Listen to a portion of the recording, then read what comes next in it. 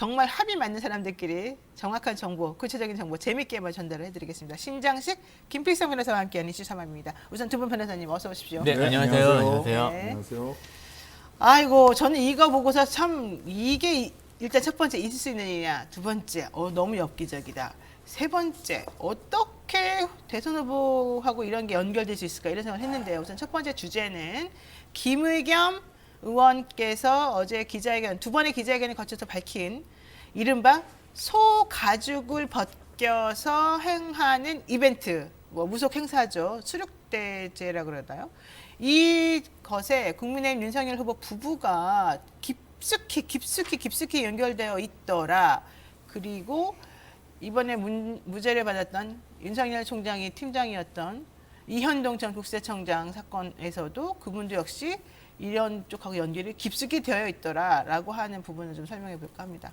우선 첫 번째, 소가죽, 그러니까 소를 마취시켰다는 거예요. 그리고서는 껍질을 벗기는 행사를 하면서 나중에 자기네가 되살리겠다라고 하는 걸 보여주고, 그래서 우리는 이렇게 대단한 능력을 가진 사람이다. 이걸 보여주기 위해서 했던 게 바로 소가죽 벗기는 엽기 무속 행사라는 거거든요. 여기서 구슬한 무속인이 바로 김건희 씨가 주관하는 전시에서 축사를 했다. 신내림을 받은 무당이고 일광종 총무원 부원장을 지낸 인물이며 건진법사와 그의 스승인 해우, 이 사람하고 같은 종파에 매우 가까운 사이였다. 이게 이제 밝혀졌다는 거예요. 김의겸 의원 얘기를 들어보면. 자, 어떻게 보십니까, 김필성 변호사님? 뭐 일단 이분이 이제 김의겸 의원 말씀에 따르면 그 코바나 콘텐츠가 했던 르코코비지에 전에 나와서 테이프 커팅 뭐 이런 것들을 했다는 말씀이에요. 네. 르코코비지에가 뭡니까, 건축사에서 매우 중요한 인물이고요. 아주 그래서 아마 코바나가 했던 가장 큰 행사 중에 하나였는데 거기서 테이프 커팅을 하고 앞에 VIP라는 뜻이니까요. 그렇죠. 그런 거기서 정말 한 게 맞으면 정말 가까운 사이라고 볼 수 있을 만한 그런 충분한 뭐 개연성이 인정이 된다고 말씀드릴 수가 있는데 뭐 이 관련해서 지금 뭐 사실 저도 이제 그 문제의 수륙대제의 동영상이나 이런 것 내용을 전부 다 알지 못하지만, 우리 뭐 그렇긴 하지만 거기에 정말 관여해서 하셨다면 일단 가까운 사이라고 볼 만한 정황은 충분히 인정이 되는 것 같습니다. 그 말이 사실인 것 같습니다. 무서워요. 신장식 변호사님 할 말 있어요? 뭐 굳이 뭐 말을 해야 되나 하는 생각이 드는 정도거든요. 이게 그냥 우연히 너무 많이 그쪽에서 얘기한 대로 그냥 뭐 왜 우연이라 그래, 이거 솔직히 너무 그런 것들 뭐 눈 이렇게 가리고 얘기를 왕이지. 하기에는 너무 많은 이렇게 퍼즐들이 그쪽을 가리키고 있어요. 손가락으로. 네, 그러니까 맞아요. 뭐 연등 달아 있는 것도 그렇지, 건진 그렇지, 그 이모 씨 아까 말씀하신 그 이모 씨잖아요. 건진의 그 친구라고 하는. 네네. 너무 그쪽을 많이 가리키고 있는데 저는 이게 대응하는 방식이 일단 부인하고 주변을 다른 방식으로 친단 말이죠. 벽돌처럼 성경 들고 교회 가는 모습. 그다음에 김상한 목사, 극동방송 이사장인 김상한 목사를 3시간 만나는 거? 만나고 오는 모습. 이런 걸로 아니에요. 저 사실은 기독교인이에요. 저 기독교에 뭐 심취해 있었어요. 뭐 이런 식의 이야기로 해서 정면으로 반박하는 게 아니라 다른 이미지로 이걸 극복해 가려고 하는데 윤석열 후보도 자기가 꿈이 목사였대잖아요. 예, 뭐 초등학교 때 뭐 어린이집 다닐 무렵에 굉장히 유치원 때 기독교에 심취했다고 기독교에 심취해 있다 그러고 뭐 김건희 씨는 성경을 다 달달 외운다 뭐 이러고 구약을 다 어쩌라고. 외운다고 하셨죠. 구약을. 예. 그 구약은 외우기 되게 어려워요. 엄청나게 아무도 목사님들도 못 못 외운다고. 외워요, 그거는. 난 주기도문 외우기도 힘들었는데. 그래서 어쨌든. 참 정면으로 무언가를 반박하는 게 아니에요. 그리고 좀 약간 사실들을 바꿔가면서 피장파장을 만들려고 하는 경우도 좀 많이 보이고. 피장파장. 예, 그러니까 이제 뭐 이재명 후보도 뭐 별 차이 없지 않냐.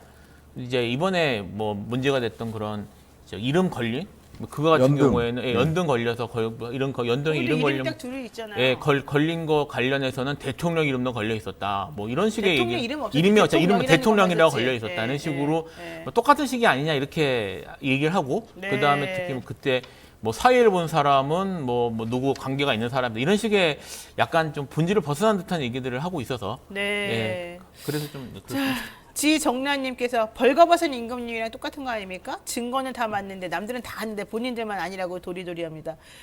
정말 이렇게 표현이 맞는 것 같은데, 자 좋습니다. 국민의힘에서 지금 신장식 변호사가 말한 거를 그대로 지금 하고 있어요. 뭐라고 했냐면 야, 니네는 안 그러냐 이거예요. 2018년 지방선거 당시 이재명 후보 캠프에 있었던 서모 씨가 엽기 구판하고 관련돼 있더라. 뭐 니네나 우리나 똑같은 거 아니야? 이렇게 지금 국민의힘에 반박을 했다는 거예요. 그리고 아까 말한 것처럼 대통령 이름도 대통령 이름이 아니죠. 대통령이라고 써있는 게 있었고 이시중 충북지사도 이름이 적혀 있었다. 니네가 우리를 뭐 똥 묻은 개가 겨 묻은 게 나무라냐 이렇게 하는 건 안 된다. 이게 이제 국민의힘의 공식 입장인 것 같아요. 이거 어떻습니까? 물타기 하는 거죠, 전형적으로. 물타기 사실관계를 놓고 보면 그 서모 씨 같은 경우 이재명 캠프에 몸 담았는지 저는 그 확인을 못했고요. 확인해봐야 되는데 예, 확인해봐야 되는 거고요. 네. 만약 그렇다 하더라도 서모 씨는 이게 쭉 기사를 검색을 해보니까 건진법사를 거창하게 소개하는 역할이더라고요. 소개하는 역할. 예, 이 행사를 처음부터 기획하고 주관하고 집행해주신 우리 건진법사 뭐 소개해드립니다라고 이제 하고 이제 넘기는 그러니까 오프닝 멘트 정도 하는 정도 역할이라서 이 역할을 수평적으로 비교하는 것 자체가 말이 안 됩니다. 그리고 핵심은 이 행사를 비롯한 무속의 의사결정의 기준을 소위 대통령 후보나 그 대통령의 가장 최측근이라고 할 수 있는 배우자가 무속의 영향을 받아서 어떤 의사결정을 하느냐 마느냐가 핵심인 것이지 누구랑 아느냐 모르느냐가 핵심이 아니에요. 지금 우리가 그때 이 사람도 여기에 있었네, 이 사람도 여기에 있었네라고 얘기를 하는 거는 무속에 따라서 의사결정을 하는 것으로 보이는 정황의 각각의 퍼즐인 겁니다. 퍼즐 하나하나를 놓고 평가할 것이 아니라 그 퍼즐이 가리키고 있는 모양이 뭔가를 봐야 된다는 거죠. 그다음에 대통령실에서는 김의겸 의원이 확인한 바로 따르면 보낸 적 없다 연등. 그냥 자체적으로 행사를 이렇게 빵빵한 사람들한테 후원 받고 있어요. 대통령도 연등을 달아줬어. 이렇게 행사를 홍보하기 위한 거고. 그냥 한 거군요. 예, 동네 행사기 때문에 도지사도 나올 수 있죠. 더군다나 이시종 지사가 여기 수륙대제가 있었던 소가죽 벗긴 행사가 있었던 데가 충주거든요. 충주시장, 충주 국회의원 출신이에요. 원래 충주 지역구 사람이에요. 이시종 지사가. 그렇기 때문에 이렇게 갖다 놓을 수 있는데 서울중앙지검장이랑 코바나 컨텐츠 회장하고는 대표하고는 충주에 있는 그 행사가 도대체 무슨 관계가 있는 겁니까? 다 말 갖다 붙이기야. 그러니까. 그리고 한 가지 체크할 게 있는 게 지금 이제 물론 뉴스에 이제 발표된 내용에 따르면 지금 이렇게 얘기를 했어요.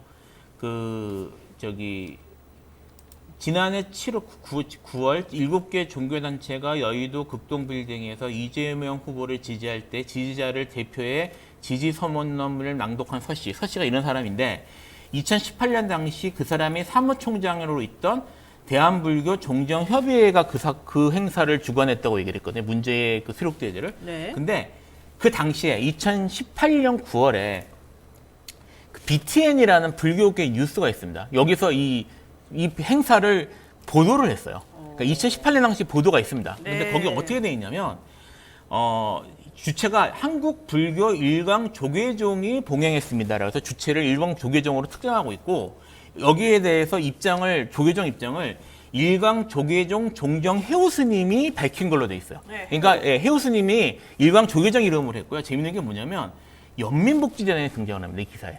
연민복지재단이 이게 관련해서 쌀과 라면 등을 기증했다라는 내용이 나와요. 그러니까 지금 우리가 연민복지재단 아까 말씀하셨던 이현동 씨가 했던 연진복지재단 얘기 나오고요. 그 다음에 이걸 했던 사람이 대한불교 종정협의회가 아니라 일광 조계종이 했다는 게 나오고 해오스님이 대표자로 인터뷰했다는 게 나옵니다. 그래서 이거는 사실 지금 기존의 불교계에서 이미 2018년에 보도됐던 사실관계와 어긋나는 내용이에요. 그러군요.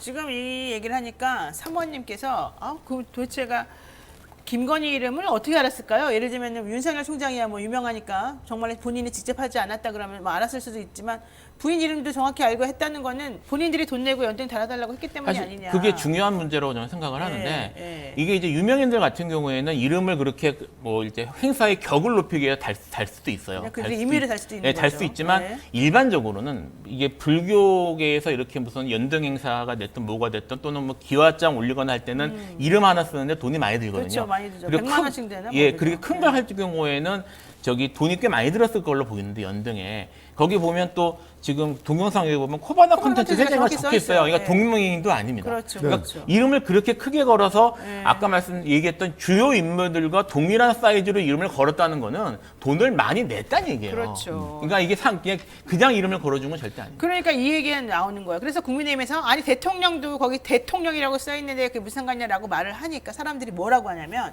우리 킬리님도 그렇고 많은 분들이 이러네요. 그 연등은 윤석열 씨를 대통령으로 만들어달라는 기원하는 자리였을 것이다. 그러니까 거기서 말하는 대통령은 문재인 대통령을 말하는 게 아니라 김건희, 윤석열 이런 사람들을 대통령이 되게 해주세요라고 하는 염원이 담겨 있는 것일 거다. 이런 설명을 하는데 좀 그럴듯해 보이지 않습니까? 오히려?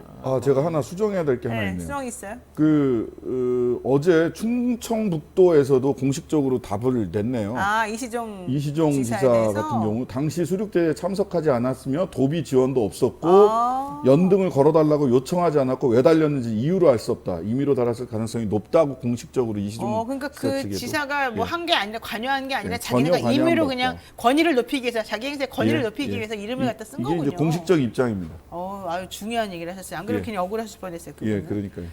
자, 하여튼 알겠어요. 자, 요점은 정말 어렵다. 높은 자리에 계신 분들 조심해야 되겠다. 근데 김건희 씨 그러니까 자숙해야 되는데 자숙한다고 하면서 극동방송에서 그 김장한 목사인가요? 그분 김장한 목사. 김장한 목사 만났고 혼자서 또 이게 이제 김혜경 씨랑 데뷔시킨다는 의미에서 오드리 헵번처럼 이렇게 마스카프 들고 나와가지고 본인이 운전한다는 걸 보여줬어요. 그 사진 찍혔잖아요. 근데 너무 황당하게 안전벨트도 안 매고 운전하시더라고요. 아니 그 추위에 창문 다 열고 나를 나를 제발 찍어주세요, 봐주세요 이거잖아. 이거지. 자 어쨌든 불러놓고 찍은 거죠, 사실은. 네. 기자 그렇죠. 불러놓고 찍은 거고요. 그리고 참 다 거기 그런 게 다 연출이구나. 네, 그런 그리고 게. 거기에 이제 윤석열 지지자 쪽에서 네. 이런 얘기를 하는 사람들이 있습니다. 일부. 이게 사실은 안전벨트를 안 맨 게 문제가 되니까 문을 닫는 장면을 찍은 거다. 그러니까 출발하는 장면이 아니라 문을 닫는 장면을 찍은 거기 때문에 안전벨트 매기 전에 문 닫고 라고 얘기를 했는데 잘 보면 그걸 보도한 기사 밑에 보면요. 네. 운전하고 있다는 얘기가 나와요. 그래요. 그래서 그것도 사실이 지하에서 아니고 올라오고 뭐 예, 어쩌고 얘기가 나오죠. 나오기 때문에 그건 사실이 아닌 것 같습니다. 그러니까 지하 주차장에서 올라온 올라오는데. 그 극동방송이 지하에 주차장이 있거든요. 네. 지하 주차장에서 올라오면서 창문을 내리고 네, 내리고 이제 굳이. 찍는 거죠. 우리 보통 지하 실내에서 문 닫고 있잖아. 혹시라도 어떻게 될까. 근데 일단 문을 활짝 열고 나를 좀 봐주세요 이거잖아. 누가 보더라도 너무 특이한 복장하고 있으니까 시선이 갈 수밖에 없는. 예. 자 어쨌든 그래요. 그러니까 자숙은 하시고 목사님도 만나시는데 그건 좀 알리고 싶고 본인은 또 좀 대비되는 뭔가 좀 다른 이미지가 있다는 걸 알리기 위해서 하신 게 아닌가 생각이 듭니다. 김장한 목사 만나는 거를 반드시 알려야 했죠. 이런 얘기들이 있었기 때문에. 그럼 그냥 나 알고 싶어 하고 이렇게 스카프 벗지 왜 스카프는 왜 한 거야 그러면?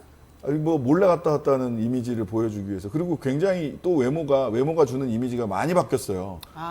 예, 어떻게 바뀌어요? 이 뭐 스카프에다가 안경에다가 뭐 이렇게 해가지고 오드리 헵번 같이 생겼다면서요? 어디 제가 좋아하는 오드리 헵번이 거기 사과하세요. 알았어요. 죄송해요. 제가 좀 단순하고 잘못했습니다. 예, 네, 말씀하세요. 이제 아니, 화내지 어쨌든 말고. 예. 굉장히 이렇게 조신한 이미지를 연출하기 위해서 노력을 했고 첫 번째. 네. 그다음에 더 중요한 건 어쨌든 김장한 목사는 극동방송이 여러분들이 잘 아시는지 모르겠지만 사실은 일정한 청취율이 나오는 그렇죠. 방송이에요. 돈도 되게 많은 곳이라던데. 예, 그 북쪽 그 북한 선교를 목표로 하고 있고요. 그래요? 예, 북쪽으로 계속해서 이렇게 전파를 쏘거든요. 네. 그래서 그 소위 보수 기독교계에서는 일정하게 영향력을 행사하고 있는 방송이고요. 방송 자체가 청취율 조사에도 쭉 올라옵니다. 극동방송이 쭉. 그다음에 그래서 CBS가 힘들어하잖아요. 그다음에 사실 김정한 목사가 굉장히 인맥이 넓은 분이세요. 이전부터 뭐 박정희, 전두환 할 거 없이 모든 대통령과 인맥을 가지고 있었던 분이거든요. 네. 그러다 보니까 정치적인 메시지고 보수 기독교계에 보내는 메시지예요. 네네네. 좀 기독교계가 어떤 판단을 할지 이미 어느 한쪽으로 쏠려가는 것 같아서 답답하긴 아니, 근데 한데. 기독교들은 사실 이런 거는 나 같으면 되게 싫어할 줄 알고 당장 어떤 행동을 취할 것으로 보이는데 되게 소극적이더라고요. 물론 반대한다는 의견을 내는 단체도 있긴 합니다만은. 기독교계가 사실 이런 점에 있어서 그동안 계속 소극적인 모습들을 보여왔습니다. 사실 이게 뭐 전에 사실 예전에 지금 최근에 신천지 관련된 얘기들도 다시 나오고 있습니다만 신천지하고 사실 박근혜 씨하고의 관계에 대해서도 사실 뭐 CBS에서 저기 탐사 보도나 이런 것들을 한 적이 있었는데 네, 그랬었죠. 그런 것들에 대해서도 사실 기독교계들이 다 그 반응들이 그랬고요. 현재 지금 물론 이제 기독교도 사실 이제 종파들에 따라서는 지금 현재의 이런 무속 논란이나 또는 뭐 신천지 논란에 대해서 이런저런 메시지를 아까 좀 이렇게 비판한 메시지를 내는 쪽도 있지만 안 그런 쪽도 많아요. 사실 김정한 목사 같은 경우에는 현재 우리나라에서 보수적 기독교를 대표하는 인물이라고 볼 수 있거든요. 그러니까 지금 그쪽 인물에게 지금 그런 사람을 찾아가서 독대라고 나왔다는 것 자체가 주는 메시지도 있고, 그리고 김정한 목사가 그동안 상당히 이제 친윤석열적인 모습도 사실 보여왔던 걸로 저희가 알고 있어서 네네. 뭐 그런 것들에 대한 구체적인 얘기도 있었던 것 같은데, 어쨌든 그런 쪽에 있어서 보수적 기독교들은 실제로 문제를 삼지 않는 모습들을 계속 보여왔습니다. 하나만 더 말씀을 드리면 네. 사실 지금 이제 윤석열 후보가 정식으로 후보가 되면서 좀 이렇게 이슈가 있지만 그 전에 이제 전광훈 목사도 사실 여러 번 문제가 됐었고요. 그렇죠. 예. 전광훈 목사 같은 경우에도 사실 그 발언이나 이런 것들이 이단성 시비나 이런 것들이 많이 있고, 지금 얼마 전에도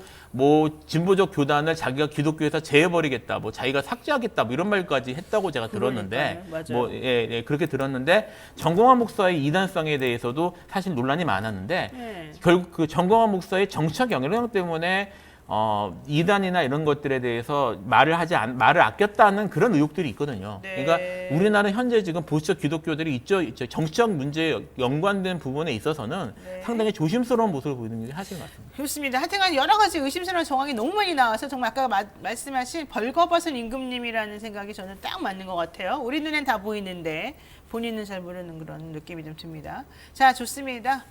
요거 이외에 제가 한 가지 또 말씀 꼭 드리고 싶은 이슈가 있습니다. 이 질문.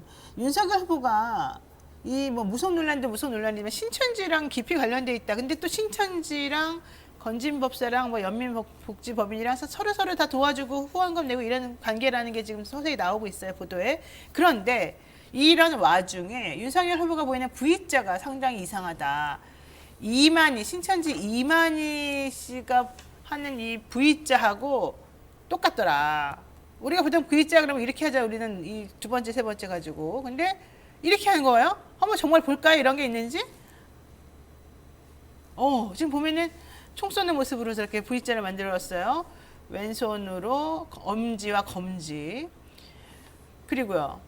지금 이렇게 보면은 뭐 1, 2학년생들이 있으면 졸업하기 전에 생길 것 같아요. 뭐 이거 어느 경북대학교인가요? 어느 학교 가가지고 아마 구직에 얘기하고 있는 것 같은데, 신천지 신도들이 손가락으로 V자 모양을 만들 때 엄지랑 검지를 저렇게 딱 그 윤석열 후보랑 마찬가지로 쓴다는 건데, 제가 전북대군요.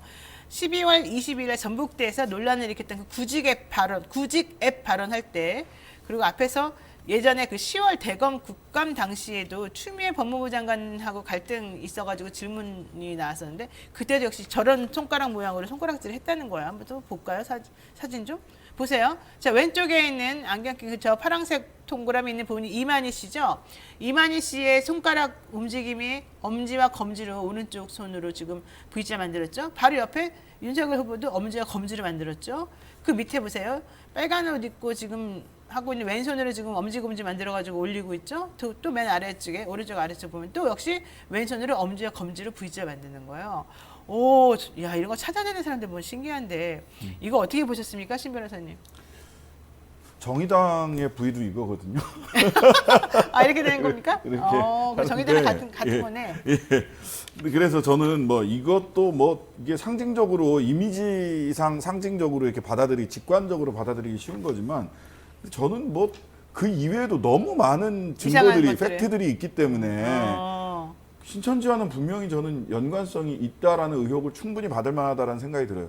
신천지가 사실은 국민의힘과 연계를 맺었던 거는, 연관이 있었던 거는 한참 전으로 올라갑니다. 2006년, 2010년, 2012년 선거나 당직 선거나 공직 선거가 있을 때마다 신천지가 새누리당이나 당시 이제 새누리당이나 한나라당 선거에 개입했다라고 하는 얘기는 굉장히 많이 나와요. 이게 그냥 나오는 게 아니라 신천지 피해자 연합이라고 있어요. 그분들이 지금 그 전에 제가 작년에 그 그 수원법원에 수원지법에 재판하러 갔을 때 보면 그쪽에서 이제 재판이 있었는데 신천지 관련된 피해자들 관련된 재판이 있었는데 정말 피눈물 나게 법원 앞에서도 그 자기 얘기들을 알리고 있거든요. 왜냐하면 가족을 잃었기 때문에. 그렇죠. 가족을 잃었기 때문에. 네. 근데 이분들이 이미 내가 있을 때 겪었던 얘기를 수없이 얘기를 해놨어요. 그런 증언이 굉장히 많습니다. 2006년, 2010년, 2012년 이때 어떻게 그쪽 국민의힘 전신 정당에 개입을 했었는지 정치적으로. 왜 그렇게 개입하는 거예요? 그럼 그 사람들은? 그 서로 이만희 주고받는 씨는? 거예요. 서로 주고받는 주고받는 거예요. 거다. 그러니까 한 표가 아까운 이런 상황에서 이게 무더기로 표가 몇백 표, 몇천 표가 한꺼번에 움직이고 확실히 효과를 내주거든요. 몇만 표, 10만 표라면서요? 예, 예. 네. 전국적으로 보면 한 30만 명이 넘기 때문에 그렇죠. 표가 그렇게 움직인다라고 하는 것을 확실히 보여주고 네. 그 지역에서 그 종교 기독교 일반적인 기독교 단체들한테 이단이라고 손가락질 당하는데 이걸 어느 정도 사회적으로 정치적으로 이렇게 막아주는 서로 주고받는 일들이 반복돼 왔습니다. 지금까지. 아니 근데 윤석열 총장은 정치인도 아니었는데 저렇게 예전부터 검찰총장 때부터 그분들하고 이렇게 연결이 돼가지고 압수수색도 안 한다는 그런 의혹이 있고 지금 여러 가지 뭐 일광이니 아니면 뭐 건진이니 연민복지법인이니 다 연결하고 뿌리가 지금 다 하나로 모이는 느낌이 나거든요. 이거는 뭐예요 도대체? 글쎄요. 뭐 사실 뭐 현재로서는 추측밖에 할 수 없는 것이긴 하지만 이건 추측이라는 건 전제라고 말씀을 드립니다만 신천지가 특히 이제 이만희 씨가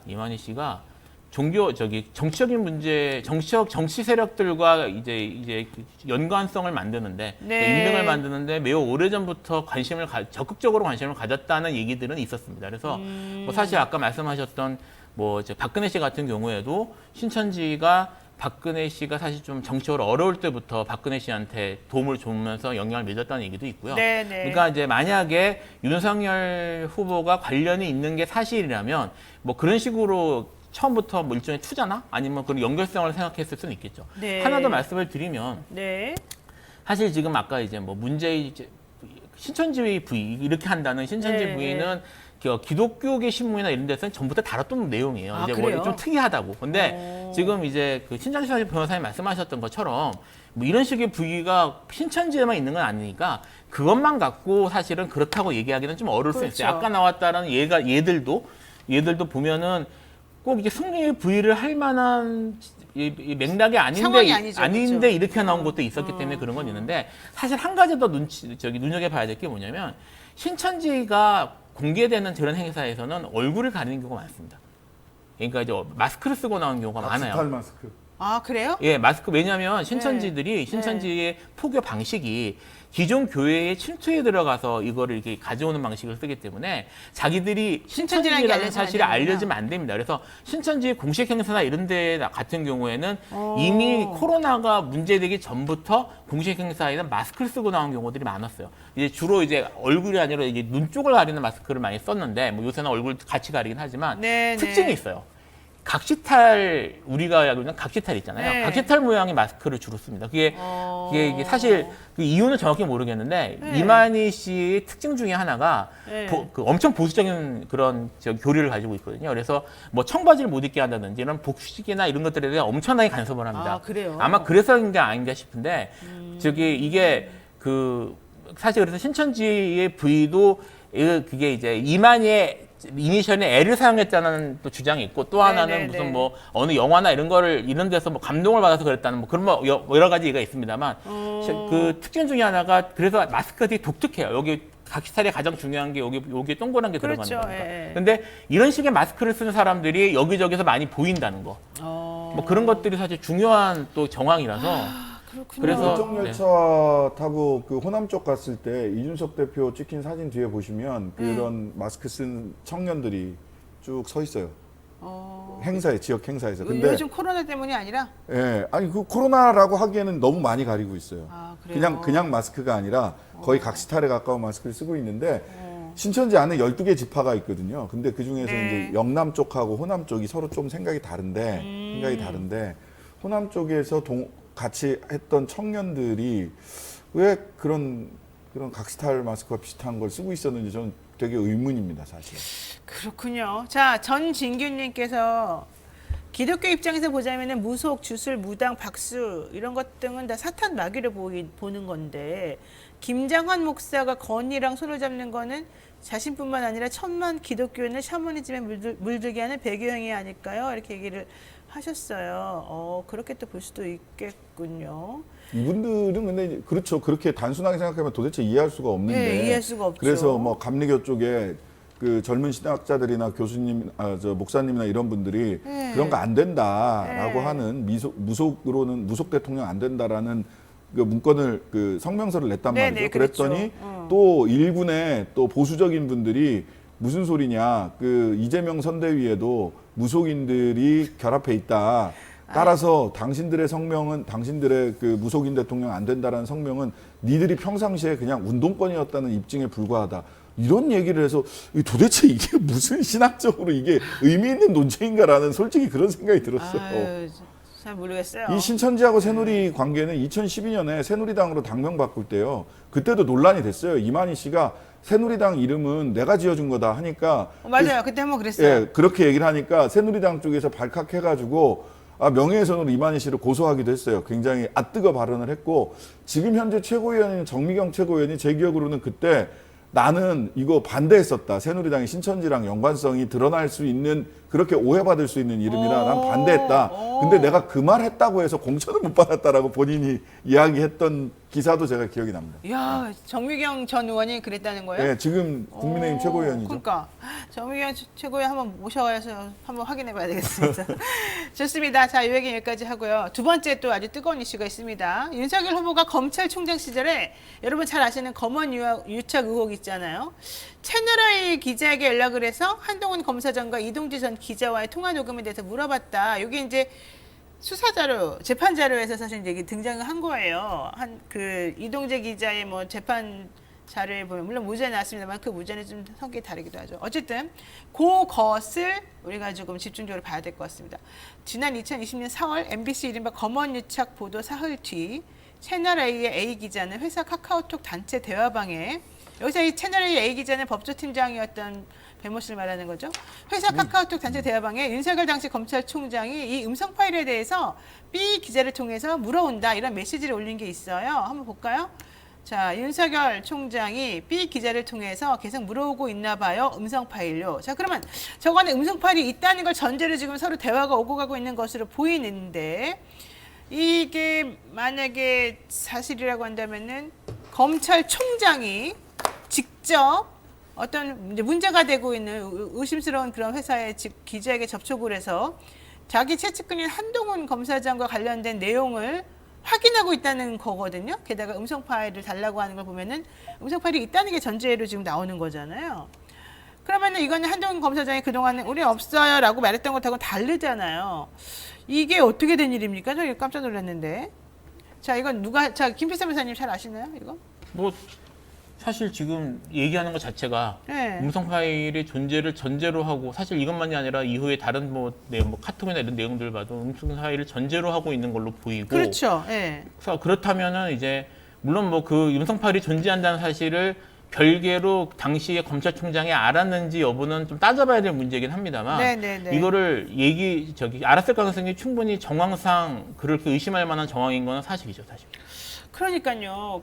근데 그 당시에 윤 총장도 그렇고 한동훈은 물론 지금 아직도 그 핸드폰 못 갔습니다만은 근데 이제 어제 한동훈 핸드폰 뒷문으로 열다 이렇게 해가지고 장인수 기자가 리포트를 그 소위 진보 유튜브이라고 하는 뭐 평화나무에서 제작을 하고 뭐 서울의 소리, 이동영 TV 등등등에서 어제 오후 5시에 풀었어요. 풀었어요. 네. 이게 한 번에 그치는 게 아니라 앞으로 6, 7회 정도 더 한다고 하고요. 우리도 네. 할까 같이? 뭐 그러시든가 그거 뭐 토마토에서 하시든가 하면 되는데 네네. 여기도 보면 녹취 파일의 존재를 전제한 대화들, 카톡 대화들이 그렇죠. 바로 그거예요. 한동훈 음성 지원 뭐 이런 등등의 카톡 대화들이 오고 갑니다. 이게 직접적으로 나도 음성 파일 들었어 이런 얘기가 나오지는 않아요. 현재까지 나온 거에는. 근데 녹취 파일이 있다는 걸 전제로 했을 때만 이해가 되는 대화들이 계속 왔다 갔다 합니다. 그러니까 어제 아침에는 윤석열 총장이 윤석열 후보가 총장 시절에 녹취 파일이 있는지를 법조팀의 배혜림 팀장이 아니라 법조팀 아닌 강모 배혜림이라는 얘기도 이미 언론에 다 나왔기 때문에 그럼 네, 다 배모 팀장이 아니라 법조팀 이외에 다른 강모 기자를 통해서 계속해서 그 물어봤다라고 하는 얘기가 나오고 그다음에 그 채널 A 내부에서 녹취 파일이 존재하는 것을 전제로 해서 대화들이 오간단 말이죠. 근데 이거를 네. 이제 전체적으로 보자면 네. 일단 핵심은 녹취 파일이 있냐 없냐잖아요. 네. 그래서 이동재 기자가 녹취 파일을 다른 사람 대역을 써서 만들겠다라고까지 하는 보고서가 그렇죠. 채널의 자체 진상 보고서에 나와요. 그렇죠. 게다가 예. 오마이뉴스 보도에 사실은 검언 유착 음성 파일 있다. 요거 자꾸 묻나봐. 요 얘기를 오마이뉴스에서 어제 했더니 윤석열 후보 측에서는 이거 추측에 불과한 것이다. 이런 식으로 기사 쓰면 안 된다라고 이제 압력을 행사했어요. 네. 그러니까 오마이뉴스 측에서 우리는 충분히 근거가 있는 합리적인 추론에 근거해서 이걸 한 것이고 사실 당신 말을 안 들어봐도 내가 보기엔 너무 뻔하다. 이제 이런 기사를 썼잖아요. 네네. 이걸 가지고서 지금 또 사실 오마이뉴스에 압력이 지금 많이 들어간다는 겁니다. 그러니까 요때 3월 30일을 전후해서 2020년 3월 30일인가 31일 날인가 이렇게 MBC에서 네, 검언 네. 유착 사건 보도가 됐는데 네. 이때를 입체적으로 보시면 굉장히 윤석열, 한동훈, 김건희 세 사람이 굉장히 바쁩니다. 그렇죠. 엄청 카톡 바쁘죠. 많이 하고요, 전화 많이 하고요. 그 다음에 이런저런 그 징계 청구서나 징계 요청서에서 이 한동훈 사건 방해 수사방해 감찰방해 했다는 건으로 징계가 된 거고 윤석열 씨가 이 부분에 대해서 서울행정법원에서 이건 면직에 이를 만한 징계 사유가 된다라고 그렇죠. 해서 이 징계 사유가 인정이 됐단 말이에요. 근데 네, 그때 수사 기록이나 판결문을 쭉 보면 이런 비슷한 보고가 있었을 때 윤석열 총장이 망연자실했다라든지 그렇죠. 굉장히 당황했다라든지 그렇죠. 이런 거를 차장 검사들이 부장 검사들이 그 대검에 있는 검사들이 보고하러 들어갔다가 총장이 굉장히 망연자실했다. 굉장히 당황했다. 이런 얘기들이 판결문에 나와 있어요. 아니 정말 재판 기록에 나와 있어요. 판결문에 네. 그렇게 나와 네. 있어요. 네. 그 검사는 이렇게 부장 검사는 이렇게 얘기했다. 차장 검사는 이렇게 얘기했다는 게 나와 있어요. 검사들이 직접 진술한 거예요. 그다음에 한동훈 같은 경우도 이 채널 A도 이것도 재밌습니다. 채널 A가 MBC 보도 전문을 네. MBC가 보도하기 전에 먼저 확보했다는 정황도 나왔어요. 그러니까요. 그러면 이 얘기는 네. MBC에서 검언 유착 보도가 있기 전에 채널 A 쪽으로 보도 전문이 넘어갔고 어떤 네. 경로를 통해서든 네. 전문이 넘어갔고 이 전문이 한동훈, 윤석열 쪽으로 또 먼저 넘어갔다는 것이고 그렇죠. 이것 때문에 대책을 세우기 시작을 했고 이 보도가 나온 이후에 새벽에 밤새 이동재하고 배혜림이 막 대책을 주고받은. 세우다가 대역으로 녹취 파일을 만들자. 그렇지. 그러면. 그게 머리 그래서 묘수가 나온 거죠. 제보자 X가 제보자 X가 음성 파일 들었다는 건 자기들도 인정하는 거예요. 그 음성 파일의 목소리가 한동훈이 아니다. 네. 라고 변명을 하자고 했는데 누가 봐도 한동훈한테 불리한 워딩도 있어. 한동훈 음성 지원 이런 카톡 대화 내용이 그대로 나와요, 그 말이. 예. 예, 그러면 이게 뭐냐는 겁니다. 저는 사실 이 있었다는 의문을 거예요. 사실은 상당히 신빙성 있다고 보는 게 이번에 문제됐던 게 성남 FC 수사와 관련된 내용이었거든요. 거기서 성남지청에서 지금 이걸 맡고 있는 박은정 검사 지청장. 그 차장 박은정 검사. 지청장이 이거 사실은 이제 불기소 됐던 거를 다시 이해해가지고 지금 항고하는 상황이잖아요. 네. 이거 수사하는 과정 중에서 이제 마무리를 하려고 그랬더니 그 밑에 있는 차장 박하영. 검사죠. 박하영 검사가 나 이거 윤석열 후보 핵심 관계자에게 이 상황 넘기겠습니다. 라고 그러니까 협박 비슷하게 말하는 게 협박을 한 나와요. 거예요, 이게 박은정 이게 지청장한테. 각각의 그러니까 검사들은 각각의 수사 진행 상황 혹은 지휘 상황을 각각 적어놓는 이제 일지 같은 게 있는데 여기에 각각 그렇게 적혀 있다는 거예요. 그래서 깜짝 놀라죠. 당연히 이 수사 기밀을 윤석열 후보의 핵심 관계자에게 넘기겠다는 말을 어떻게 담당 수사관이 합니까? 담당 검사가? 그러니까 이걸 깜짝 놀래가지고 문제가 됐다라고 얘기하니까 이 박 차장 검사가 나 그런 적 없습니다. 사실 무근이라고 이제 발뺌을 하죠. 그렇지만 그걸 미루어 짐작해서 보건대 채널A 관련돼서 검언 유착 사건 당시에 이상하게 수사자들이 전부 다 미리미리 빠져나가가지고 아무것도 네. 못하게 만들어놨거든요. 그게 바로 그 당시에 이렇게 자기네끼리 그때는 윤석열 총장이 총장이었으니까 더더군다나 모든 증거를 다 없애버리고 자기네끼리 돌고 돌면서 그렇게 사건이 무마되고 무죄가 됐게끔 정리해준 게 아니냐. 이게 바로 이제 문제였어요. 그때 포인트가 뭐냐면 하나는 한동훈이 진짜 이 이동재 기자랑 통화를 한 녹취 파일이 있었냐라는 그렇죠. 게 하나.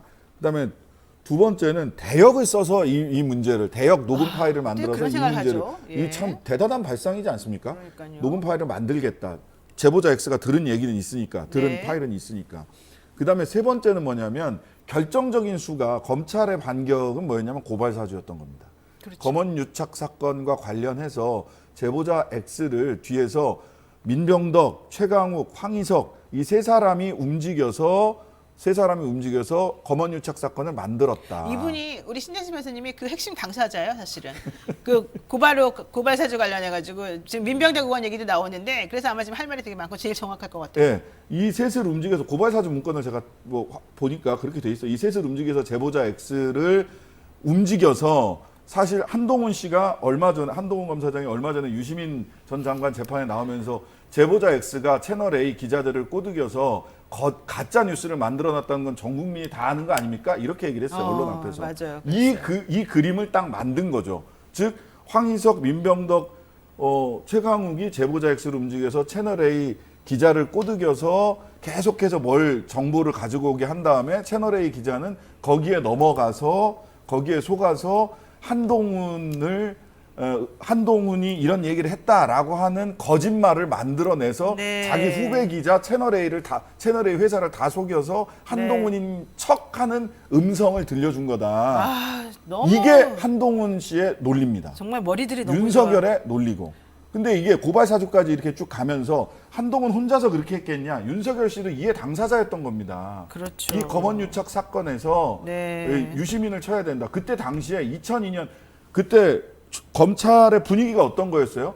2020년 총선 때 네. 우리가 이렇게 치면 이거는 그 과반 이상 의석 180석 정도를 국민의힘 쪽이 할 거다. 뒤집힌다. 네네네. 라고 생각하고 있었어요. 좋습니다. 한마디 해주시죠. 객관적인 입장에서. 아니, 뭐 사실 지금 말씀하신 거는 상당히 개연성이 있는 얘기라고 생각합니다. 어쨌든 좀 조심스럽게 얘기를 해야 되는 거라서 확인되지 않은 내용들 그런 음모가 정말 있었는지는 확인을 해야 되는 문제니까. 저의 추론입니다. 예, 추론이라는 거를 제가 말씀을 드리고 싶습니다. 예. 당사자의 추론입니다. 예, 저는 그냥 벌거벗은 임금님 얘기만 계속 할래요. 그리고 여기 지금 제가 그래도 공정한 보도를 위해서 전달해 드리겠습니다. 강윤묵 윤석열 선대본부 공보 담당자는 미디어 오늘의 메시지를 보내서 뭐라고 말했냐면은 채널A 관련 보도에 대한 입장이라는 것 속에서 나온 얘기인데 오마이뉴스 보도는 채널A 기자들 간의 카카오톡 메시지 한 줄을 토대로 한 것으로 대화 유무, 시기, 배경 및 구체적 표현이 전혀 나와 있지 않아서 추측에 불과하다. 검찰 관계자는 누구라도 현안에 대한 사실관계를 파악하기 위해서 기자와 통화할 수 있는 것이고 기사 내용으로도 문제될 만한 내용이 전혀 없어서 우리는 후보자에게도 전혀 물어보거나 확인할 필요성을 못 느낀다. 이렇게 말했습니다. 큰일 났다.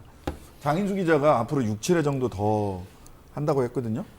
장인수 기자가 그렇게 한 이유가 있습니다. MBC에서 보도가 막힌대요. 아무리 올라가서 뭘 해보려고 해도 지난번에 김건희 씨 녹취록 못 갔잖아요. 마찬가지 라인이에요. 그래서 할 수 없이 이렇게 뒀나 봐요. 사실 이거 지금 맞습니다. 공개된 동영상이 길지 않아요. 네, 맞아요. 6분 13초인가 그렇거든요. 그러니까 지금 이제 뭐 여기 지금 보시는 분들께서 지금 어느 쪽 말이 더 신빙성 있을지는 6분 13초짜리 빨리 감기 안 해도 6분이면 보시니까 너무 보면 이제 답답해. 캡처들 나옵니다. 그래서 보고 판단하시면 될 것 같아요. 네, 자, 장인수 이렇게 네. 치면 나옵니다. 네. 유튜브에 있습니다. 유튜브. 좋습니다. 자, 최강욱 의원의 한마디 우리가 좀 들어보고 다음 주제로 넘어가겠습니다.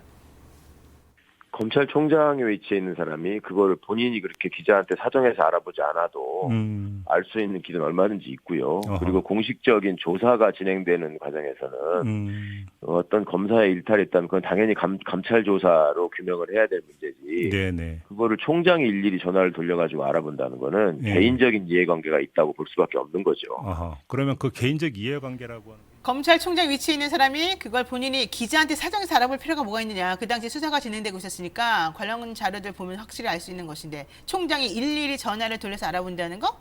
이거는 공식적으로 해결할 수 없었다는 얘기인 것이고 개인적인 이해관계가 있다고 볼 수밖에 없는 거다. 이게 핵심인 거고요. 우리는 여기까지만 말합니다. 더 이상 말하지 않습니다. 왜? 우리도 조심해야 됩니다.